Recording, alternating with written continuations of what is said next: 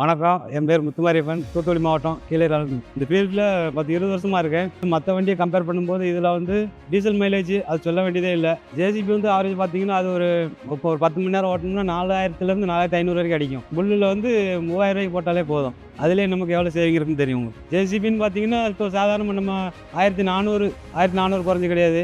வச்சு ஓட்டுனாங்கன்னா அது ஓவராக திணற ஆரம்பிக்க மாற்றுவாங்க. நம்ம இதில் 1200 வச்சாலே வண்டி திணறாது. காலம் பாக்ஸ் இருக்குல்ல, ஒரு 10 அடி ஆழம் வரைக்கும் ஸ்கொயர் எடுக்கலாம் 90 டிகிரி வரைக்கும்.